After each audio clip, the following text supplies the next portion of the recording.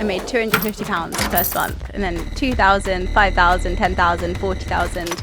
My biggest month is 6 figures, and my biggest day was around probably $20,000 something dollars. Oh my God. Sabrina Stalker, the former Apprentice star turned Forbes-featured entrepreneur who scaled her PR business into a multi-million-dollar empire. I watched every single episode, and I always remember telling my parents I was going to be on that show. But looking back, I'm so happy I didn't get to the finals. Sabrina, you're fired. Were you gutted when you were fired?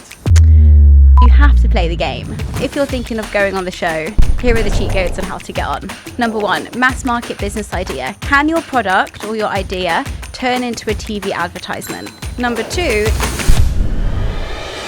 being a woman in business is very different to being a man in business. Because if I'm authoritative, I'm bossy. So how do I change my words so that I'm creating a teamwork environment rather than telling someone what to do? Are you saying right now that you're not as innocent as you seem? I'm very intelligent and strategic with the way that Being a female entrepreneur is one of the trickiest things you can be. Every single person online was a male. I'm a woman. How can I work as a woman? How can I work towards my cycles? How do you build a new playbook for women starting businesses compared to the one that's currently out there for men? When I was 15 years old, I made my boss £10,000 in a week. I got paid £150 6 months later and had no acknowledgement. Have you ever encountered sexism? I was constantly battling against males who were older than me, more experienced than me, putting me down and not listening to me. Because when I look online, I just see so many men talking.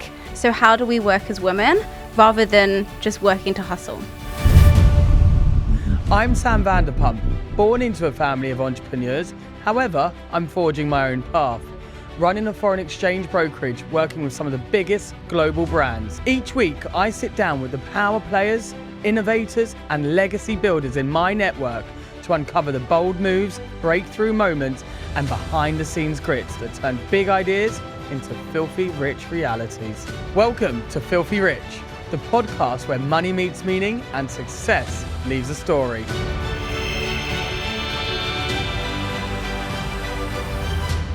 Today I'm joined by a woman who may not have won The Apprentice, but still walked away and built an entire media empire.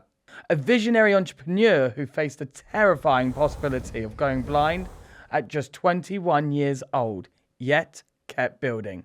Athlete, strategist, speaker, and a one-woman brand machine. Welcome to Filthy Rich, Sabrina Stalker. Thank you, Sam, for having me. A lot of people will remember you from being a finalist on The Apprentice. However, despite not winning, you've created a PR media empire. What was the goal? I was such a big Apprentice fan since I first was 9 years old. I watched every single episode. I was obsessed with the show. And I always remember telling my parents I was going to be on that show. And interestingly, not getting to the finals and not winning was the best kind of outcome I could guarantee. So if you're applying, Final 5 is like an absolute sweet spot. Right, so your advice is to not win, to come fifth. Don't win The Apprentice. Go on the show, but come fifth. Were you gutted when you were fired? I kind of was and I wasn't. So when I went on the show, it's really strategic about having the right kind of product idea. So for anyone listening, you have to have something mass audience. And tennis wasn't really mass audience as a business idea. So I was kind of gutted because I knew I was there. But looking back, I'm so happy I didn't get to the finals. Now you look back on it, what's so off-putting about the finals? Well, imagine you winning. You're now 50-50 with Lord Sugar. I'm still going to call him Lord Sugar, even 7 years later. And you can't actually start a business, a different business. There's a lot of contracts and you get so much attention that you can't actually be you. So with the UK media, there's so much pressure. And I know so many finalists who have actually come out of those business ideas, some who have done extremely well, but you have a lot more control. And when you're full of different ideas, that control is amazing to start different businesses. So you would say you want to be in the sweet spot, you don't want to win, but anywhere in the final, you're happy with. You're happy. Okay, that's an interesting bit of advice for any future Apprentice contestants out there. Do you still keep in touch with Lord Sugar? Do you have him on speed dial? Can we give him a call now? This was a huge mistake, but I lost his email address. Oh no, I was hoping we were going to give him a call on this show. Maybe I can try and remember it, but I definitely lost his email address somewhere. But I did keep in contact with the Apprentice crew. We had a WhatsApp, it's not so active now. I ended up doing the Macarena with Coyote on my ear in the River Niles in Egypt. A couple of adventures after that. Wow, okay. So let's talk about what happens after The Apprentice. What's that like coming out of that environment and getting back into the real world? It was crazy. I was 22 years old, 8 million views a week. I was getting stopped 40 to 50 times a day. I was having thousands and thousands of messages in my DMs. It was I think more than it was celebrity basis compared to now. So I couldn't leave the house without getting stopped or being asked for a selfie. I ended up spending thousands on taxis because I didn't want to get on the train. And if I did get on the train, I'd have 30 or 40 people stare at me. Oh my God. So it was like not only overnight success, but it was overnight fame. And would you change anything, or do you look back on that and are completely happy with how it transpired? Well, I challenge you on the overnight success because there were 65,000 people who applied for The Apprentice. And out of that, there's 16 who get through, 8 women, 8 boys. So for the women, they're also looking demographically. So they want a couple of people from London, Leeds, Manchester, Birmingham. So they hit all the different regional TV spots. So that region then tries to, go for the person in their region. So I was competing for one of the 2 women's spots in London. So probably one in 15, 20,000 people. And that was completely planned on how I'd get on the show. Wow. So as you would say, quite an easy role to fill, really. You didn't have much competition. Didn't have much, but I prepared so hard just because I knew I was going to get on the show. What else changed as you come out of the show? Obviously, you say you've got this overnight fame, but do you just go back to your normal day job or your normal business, or what actually changes? It's really interesting because some people had quit their job to join the show. I fortunately had a business, so I just went back to running the business, and that expanded very quickly. I think the biggest change actually was my relationship with my friends and relationships in terms of dating, because your eyes are like, oh, yeah. Because when I started dating again, I dated a couple of people, and I realized when I brought them to these, events where there's full of like Love Islanders and Only Wears Essex, like loads of reality TV stars, I didn't know who any of them was. And I once brought someone there, and all they wanted to talk to was like the other people. And I found the way that I changed relationships and dynamics was the biggest, because I wanted to keep my core friends, and I literally made a list of who my core friends are, and some of them supported me and some of them didn't. So I'd say that was like a massive dynamic of how it was. Yeah, so you came out the show and you would say your friendships had just changed, and you could see that just so straightforward. It was as clear as day that these friendships were now different, and you had to go through a bit of a cleansing of friendships. A couple of times, which is really interesting because sometimes your friends grow with you, and I have amazing friends from like 10, 11 years. They've grown with me and they've supported me the whole journey. But my core group of friends at that time, a couple of them didn't support me. And that was really hard because I was like, I haven't changed. Come, join all these cool adventures with me. But if they're not supporting me, then that's like your core essence that can change. What happened? Obviously, we see all the front-facing stuff of The Apprentice, and there's a reason why. Gossip. Yeah, it's fantastic, right? I watched it as a kid as well, so it's all great on the outside and from the viewer perspective. But what happens behind the scenes? Okay, I think I'm allowed to tell you this because it's been more than 5 years after my contract, so I'll give you a little bit of juice. The applications themselves are very, very intense. So you basically have your hit or miss. You have to have a cool mass market business idea that is going to be fun and exciting. So if you're thinking of going on the show, here are the cheat codes on how to get on. Number 1, mass market business idea. Can your product or your idea turn into a TV advertisement? This is the reason I didn't make the finals, because tennis events don't. So that's the first kind of fun thing. And they're also looking for something that is a little bit different. So can you put on a twist on your angle? Number 2 is being good on camera. So I literally set up a camera right in front of me. And I recorded every single question that I thought they'd ask me and came up with these really cool ideas. And I memorized what some of the answers would be. So, for example, they said, how would you describe yourself? And I described myself as Willy Wonka drinking an espresso martini. Fun and crazy ideas on the outside, but sophisticated on the in. And that made the TV headlines. So how can you put in catchphrases that will make really good TV? The third is, how do you actually present yourself as well? So do you articulate well? Are you fun on camera? Have you got good eye contact? And all of these skills can actually be a huge acceleration on you being a good media character. Now, when you're on the actual show, they're also looking for conflict. I was not a conflict girl at the time, but during the auditions, me and another girl clashed. And because we clashed on camera, I shut down. She was a very bold character. They put us both together on TV. So it's also about the relationship dynamics of how you are with somebody else. Was that planned, that kind of clashing with someone else on camera? Did you think about that going into it? I mean, be honest with us here, because, you know, I've done reality TV, obviously. And, you know, one thing you have to remember is you're on reality TV. You've got to create the conflict. You've got to keep going on that TV show. So were you taking that into consideration? Let's have a bit of a clash. Let's have a bit of conflict. The actual clash, no. Like, we're actually friends now, but I think she made 2 other girls cry. But I was able to, like, fight my grounds. And this is in the audition stage. So when I saw her walking into the room, I was like, okay, okay, I see what you've done here. And since then, we have become friends. But having that, being able to understand the producers want drama and they want to create TV. So you have to play the game. I think it's a mistake that a lot of people make when they watch these TV shows. They see the drama being made and they forget that that's the point of the TV show. If there's no clash, if there's no drama, then the shows just aren't as interesting. So it's one of the main points with all these reality shows that they really, really the narrative they try and push for. Who was it you actually clashed with on the show?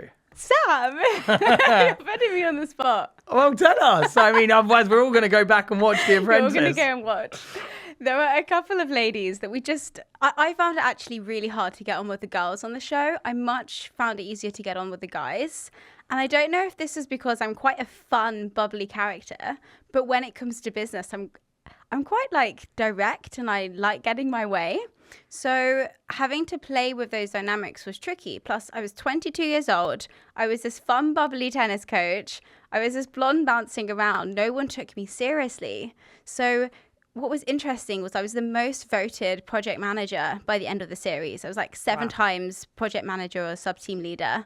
And by the end, I had so much credibility that Claude and Karen were actually fighting my battles in the boardroom, which was amazing. But trying to get that, I was like, I had such an imposter syndrome of I'm only 22 years old. And I kept getting told, even by the others, you're really young to get on the show. You're such a young contestant. You're so young to have started a business. I think now because of social media, it's normal for so many people to start businesses young. But for me back then, I was the only person I knew who wanted to start her own business. I mean, today they've even created a whole show around the young apprentice, which wasn't a thing when you were doing it, was it? It was you were just thrown into the deep end. But come on, give us a name. Who was the really hard people to deal with at The Apprentice? So there was, okay, now we are friends, but there was a really funny scene which they cut between me and Khadijah. And I love her to bits, but we're just very different characters because I used to kind of shy away from conflict and she was very direct. So there was a different play of personalities here. And it was interesting because they kept putting us together on the show. And this was a really big learning curve for me because I was like, this is just how it is. I'm not always going to have the same personality, but how can I adapt? And like, the more I worked with her, the more we were able to actually collaborate. Do you think that made her feel threatened and that's what led to the clash as well? I just think she knows what she wants.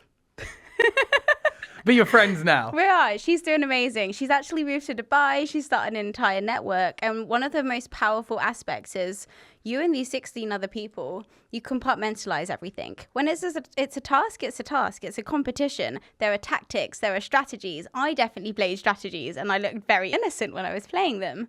So how do you create situations and then go back to the house and be like, hey, would you like some pasta? Or do you want to pass the salt? The dynamics are very strange. So are you saying right now that you're not as innocent as you seem? Because you give off very kind, innocent energy. Are you saying that's a complete front and you're just a very clever businesswoman? I'm very intelligent and strategic with the way that I share words and the way I share strategies. So, wow, that's interesting. So now I'm going to treat you a bit more of a distance. In a good way. I think you have to be. Being a woman in business is very different to being a man in business. Because if I'm authoritative, I'm bossy. So how do I change my words so that I'm creating a teamwork environment rather than telling someone what to do? Yeah, let's dive into that. You know, you bring up a really, really vital point, and probably one I can't comment on. I'm not a woman. But what is it like being a woman in business? How have you found the hardships over, especially being a young woman entrepreneur? Being a female entrepreneur is one of the trickiest things you can be, because the way that I grew up, every single person online was a male. I was listening to Tony Robbins, Brendan Burchard. Now you have hustle bro culture. You have all these online business coaches showing their Ferraris, showing their intense lifestyle. And there's real hard effort to work. So that's what I did. I got up early, I did the routines, I worked hard, I hustled, and it ended up me being in hospital and going through burnout because I was just working all of the time. And when I started speaking to other entrepreneurs, I know maybe like 5 or 6 powerful entrepreneurs in the UK, and they've all ended up hospitalized with burnout. And what I started doing 2 years ago was thinking, okay, I'm a woman. How can I work as a woman? How can I work towards my cycles, my energy? What is my strengths and how do I play towards that? How do you build a new playbook for women starting businesses compared to the one that's currently out there for men? And give us like a run through. How do you do that? Okay, maybe one more for the ladies, but interesting for you to hear as well. So our hormones change, on a 28-day cycle. I'm aware. You're aware. Great. I have a fiance. Fantastic. So this would be great for the way you communicate with her as well. But our energy dips in and out. So at the beginning of your cycle, maybe you've got loads of energy, you're a great speaker, you're on fire, you're able to have those communicative talks. Whereas towards the middle, maybe that's when you're going to hit your massive sales. And towards the end, that's when you're having your slow time, your strategy, your deep work. So how do we actually allow ourselves to work with our flow in comparison to working the same every single 24 hours? Wow. I mean, not being a woman is kind of hard to imagine, but it's really interesting how you have to bear this in mind when thinking about, how you're going to achieve your business goals. Have you had a conversation? Do you track your fiancé cycle? No. Great. No. I can be honest, that hasn't come up yet.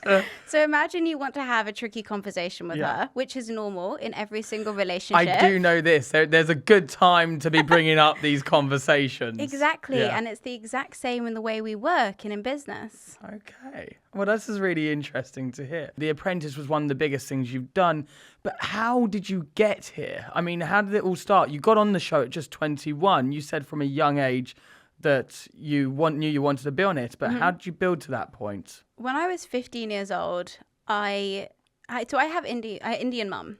And my Indian mum wanted me to get full marks, go become a doctor, a lawyer, a dentist, a stable job. My dad was a professional snooker player, so he just traveled the world playing snooker. So I had 2 very different parents growing up in different philosophies. When I was 15 years old, I made my boss £10,000 in a week. I got paid £150 6 months later and had no acknowledgement. So I literally thought, this doesn't seem right. I'm going to go do this myself. By 16, I came fully qualified. And by 23, I was running the largest events company in the UK from that 15-year-old experience. So sometimes if you ever feel frustration, this isn't fair, this doesn't make sense, I could do this better, then go and do it. And I didn't reinvent a new business. I just brought my young twist into a market which was full of other organizers over the age of 50. Wow. And a year before appearing on The Apprentice, you struggled with a massive hurdle, nearly going blind at 21. It was the most crazy experience, and I haven't spoken about this publicly because it took me so long to get over. And when you have those experiences in life and you think, I'm so glad I went through that, I learned so much and I changed. This wasn't one of those experiences, and I wish I hadn't gone through it, but I did.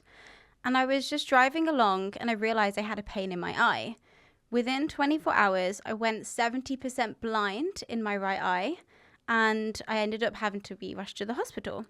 They told me that I had a 70 to 80% chance of going blind for the rest of my life. An infection had got in my eye that was super, super rare. They're really lucky they caught it. And they gave me these drops. Now, these drops I had to put in every 30 minutes for 10 days, meaning throughout the day and night, or I'd lose my eyesight. So I didn't sleep for 10 days. I just laid on my parents' couch, or sofa in the UK, and I put these drops in. And I was feeling, this was going on and on. I couldn't get my sight back. And when you go blind, it wasn't black, it was green. Really strange. So I just had this huge green flare. I could just about open my right eye. And I thought, okay, am I just not going to be able to see again? And is this it? And I was getting really depressed. It was been a month. I still couldn't see. I was in agonizing pain and I felt suicidal. So I went to the hospital again. And as I was in the hospital queue, I get a phone call from a travel company. And they called me and they say, hey, we're going to pay you £25,000 for you and 3 other people to go travel the world and make content. And you're going in, I think, 2 months. I was like, okay, this is a great juxtaposition of life. So after leaving the doctors, and they said, obviously, you can't go on this trip, I thought there had to be a different solution. And I started visualizing being able to see again. And every single day I went through 1% better until I could just about see. And then I pretended being able to see. And I started doing things with someone on my arm guiding me. And somehow, by the time I went to this trip, I could see 50%. And I ended up traveling the world on that trip, 50% blind. And by the end of the trip, my sight had recovered. Wow. This episode is sponsored by one of my businesses, Vanderpump FX. If you're a business sending or receiving money from abroad, contact us. Most banks and providers overcharge you on the exchange rates. At Vanderpump FX, we can help businesses and individuals like you save on every transaction. With savings up to 5% compared to most banks. We make sure your money stays where it belongs, in your pockets, not the bank's. What else did you learn from this experience? I had a lot of empathy for someone who had, more of a disability, because that's not something I experienced with. But the biggest thing was the power of visualization. Like, I visualized being able to see again after being told I'd go blind.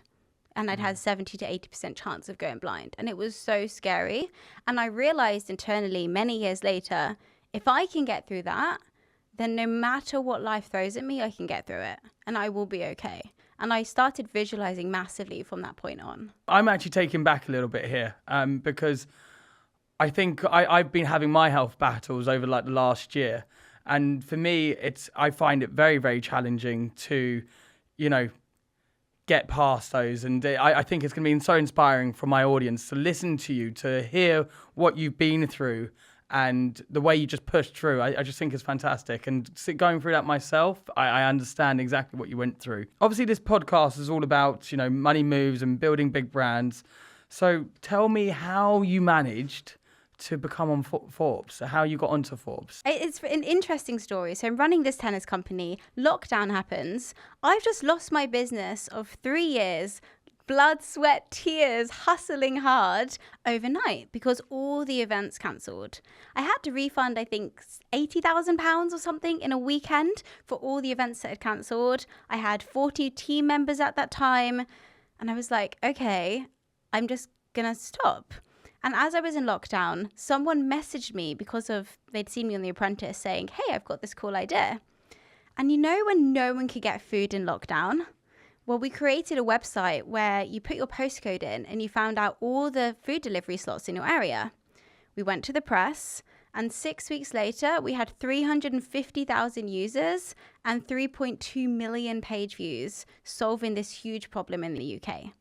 So this was the Forbes story of how I was actually able to use my personal brand and a massive viral press strategy to acquire so many users. And the growth of this platform was faster than Facebook's. Wow. And what ended up happening with that business? I mean, we didn't know what to do with it. We tried selling it, but it was so mass market. dwindled. Right. So it was a lockdown business It was that a lockdown popped out, baby. made you a load of money, and then just sort of went away. But it got you featured in Forbes. But it got me featured in Forbes. Well, And then everyone said, how did he do it? And then I opened the press company. So you made a load of money, got yourself featured in Forbes, and then what happened after this? You pivoted again. I pivoted again. So everyone said, how did you do this? So I started helping others. And I was sitting in a coffee shop. And I was like, you know what? I'm sitting in a coffee shop right now here, like in my local town. I could be on a beach doing this. So I left. Within 2 weeks of thinking that thought, I sold my things. My rent had just finished. I sold my car and I flew to Egypt. And my brother's a tennis player. He was out there. So I went to go stay with him. And I started traveling for the last 5 years. And have you ever looked back? Never. And along the way, you've just been building 2 PR, am I right? It's kind of crazy because when I first started that business, it was like a make or break. I just sold everything and moved to Egypt. So every single day, my only question was, is this going to sustain my food tomorrow, my rent tomorrow, and my living expenses? That's how I started. And okay, let's talk about, how long ago was that you started that? 5 years. And let's talk about today. What's the figures today? How much have you grown that? What's your biggest day, biggest month? Humbly, we started, I think I made £250 the first month, and then 2,000, 5,000, 10,000, 40,000. My biggest month is 6 figures, and my biggest day was around probably 20,000 something dollars. And 100% shareholder? 100% shareholder. My best achievement was 2 things, actually. Best achievements. One, when someone heard of my company when I was on a yacht in Dubai. I was like, this is great. But second was I lived the Tim Ferriss 4-hour work week, and we were bringing in 5 figures a day and I wasn't working. And my entire company and team was running without me. It's nice, that feeling, isn't it? You can just sort of sit back on the back of a yacht. It was amazing. And you go, the money's still coming in. Yeah, that's always an achievement. Let's dive into the business that you have today. What is 2 PR? What do they do? And how do you do it? So we monetize personal brands. And now we trust a personal brand way more than we trust a consumer brand. So if someone has a business, how do we associate the face of that business with the brand? And we've worked with over 500 clients. We've published thousands of articles, had millions of impressions. And it's really interesting because I always say start a business from a pain that you've personally felt. So I've personally paid over £10,000 in PR agent fees. And sometimes one month I got nothing, and other times I got something amazing. So I thought, this doesn't make sense. So why can't we guarantee exactly where you're going to go, what the story will be about, and what the budget is, rather than just throwing money into PR? And because we completely streamlined and made everything transparent, we grew really fast. Okay. So what's the difference between you and other PR agencies? A PR agent kind of tries to get you into the press. But just getting into the press, yes, it gives you authority, it gives you credibility, but then what? So how do you turn that visibility and convert it into sales? So it's the revenue and conversion generation side. And what's your ratio on that? What's your hit rate? What are the statistics which set you apart? Probably the number of success stories we had. I had somebody spend $1,500 with me, and then 2 weeks later tell me they closed an £80,000 deal because someone found them through that press article, and we fixed all the leaking parts in their business. Fantastic. So as we can tell, success is, you've been about success your whole life, from a young age to The Apprentice, from one business to another. And, you know, even starting as a tennis player, how do you think playing tennis at such a young age help you shape that competition, that success journey? As a tennis player, you are walking onto court and you have full accountability on how you perform. So no matter who the opponent is, you can't change. You can't change the weather, the court surface, the quality of the balls, but you can change your mindset. So I think that massively helped. Every single time I went through a huge hurdle, and I've been through a lot of hurdles personally and business-wise, I knew I had that resilience to continue. And for me, it's like, okay, this is just another point. And a day is just another day. So speaking on, obviously, your PR business and how you help other people with all of their PR, Does that affect how you do your own PR and how you position yourself? For example, on your social media, you call yourself a nomad. Talk us through all of that. And do you think the experience of your own personal brand of being on The Apprentice helps you, with your PR company? 100%. It all is a huge amplification. I've seen how using my personal brand has given me that incredible ability to travel the world, to make my own money, to kind of be happy and confident with who I am. So how can I help and inspire other people to do the same? And that 14-year-old me in the bedroom, how can she see that there is beyond more than what just 9-to-5 society shows us? And what would you say to those people out there who are stuck in the 9 to 5? I think life is too short and long to not do it. And what's the worst that can happen? Like, the worst thing is you have a 9 to 5, you work a couple of extra hours in the evening. You don't have to spend every single business I've built has been with no money, with no investment, purely from savings. So there's no way, if I can do it, anyone can do it. And it literally just, everything's on YouTube for free. You have so much information. You have AI coming up, which is a huge game player. And how can you actually utilize this? The biggest opportunity now is being able to use AI to accelerate strategies, idea, knowledge. Most entrepreneurs out there, they go, they sit down, they go, this isn't easy. I've built this from this. I've done it for so many years, and everyone thinks it's an easy overnight success. Would you say the same thing, or would you position yourself a bit differently, that anyone can do it if they work hard enough? It's not an overnight success. Everything has been an absolute grind. To scale to 7 figures took 2 years in my laptop with my head down, 2-3 years. But it does happen. When they say overnight success, it means the momentum of what's being built has suddenly clicks and works. So for example, there was a time in the company and we were really struggling. We were not cutting paychecks. We were going into, we had huge overheads of like 30-40K a month. And I just knew this wasn't sustainable. And the next month we launch a new niche, a new offer, a new strategy. And it suddenly works. And we make 6 figures after making a loss. So that you could call an overnight success, but actually it's the strategy and the knowledge that you've actually built to get to that point. I think this leads on perfectly to my next question, and that is, what's been the hardest thing you've had to deal with along your entrepreneurial journey? One of the hardest points entrepreneurially, like business-wise, I'd probably say I'm really bad at letting go of a team member because I feel like they're part of my family. So for me, that's something that I just really, really have struggled with. But there's also the stress of knowing, when we scaled very quickly, we had quite a few team members. And I knew that if we weren't going to make revenue next month, they had families, they had to put food on their table, they have to put rent. So I used to put so much pressure on myself, especially when we were cutting it lean, to know that I have a team to support. And every single month we did it and we made it happen.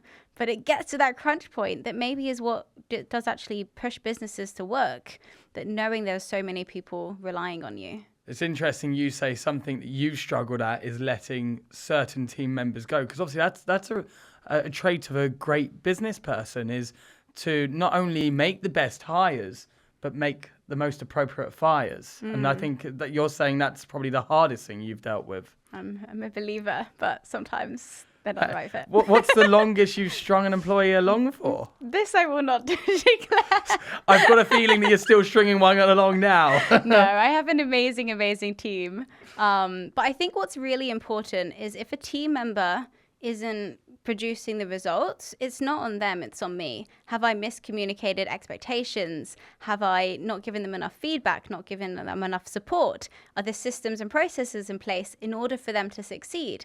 And a lot of the time you hear people not like firing too quickly or struggling, but they're putting the emphasis on that person rather than on the business. So I always try to fix this first before I look at them performing. Have you ever encountered sexism, and how have you dealt with that? It was horrific when I used to run the tennis company because only 1-2% of females at the time were in the industry. And I was constantly battling against males who were older than me, more experienced than me, putting me down and not listening to me. When I started the tennis company, I constantly got told, you're very young to start a business. How's your little business going? Is that still going? And all of these limiting, horrible beliefs and patronizing things, which probably won't happen as much now, but they really did 7-8 years ago, kept me smaller for longer than I needed to be. I can't believe people would say that to you. How's your little business going? Wow, that is so patronizing. If someone said that to me, that's But incredible. I don't think someone would say that to you. Yeah. But I think when a woman wants to start a business, I think it's changed a lot. But back then, there were a lot of struggles. And even now, if, for example, as a woman, I'm going to meet someone for like a meeting and it's a man, the intention's business. And that's a really powerful thing, and being able to put strong boundaries and understanding power dynamics to do as a female entrepreneur. What has been your most lucrative purchase to date? I know it's a hard one, but you've got to give it to me. So this isn't just me. This is me and an ex-partner spending like maybe 5,000 something on Wagyu a month. 5,000 on Wagyu a month. Okay, you need Jesus. Now I'm better. You're better. Now I'm better. But when we'd like make a huge sale and then we'd go to, I used to live in Playa, and there's a restaurant in there called Harry's. And Harry's has Kobe. Kobe tastes really good. Like butter this steak, I hope. It's like $400 or $500 Kobe steak. So I used to close a 10, 15K deal, and me and, my friend would go celebrate and we'd get Kobe. Fair enough. Look, you're doing well. You've got to enjoy certain things and you've got to splash out, Otherwise, what are you doing it for? It's really embarrassing when I say it, because I could have invested that money. My biggest lesson to myself would be to invest earlier, but it tasted really good. So. Right, well, it's like your tummy enjoyed it. So what's next for Sabrina? I would love to help more women learn how to scale as a woman. Because when I look online, I just see so many men talking and so many women who are doing the men thing, and it doesn't work because it does eventually lead to burnout. So how do we work as women rather than just working to hustle? Well, that's something I even as a man, I would like to listen to because I think it's very, very interesting. Sabrina, I can only thank you so much for coming on this, telling us about, the low moments and the high moments and just being so open with us. So thank you so much. Amazing. Thank you, Sam. Thanks for watching Filthy Rich with me, Sam Vanderpump. Don't forget to hit the subscribe button for more episodes and exclusive content. For this podcast, search Vanderpod on all major audio streaming platforms. See you soon.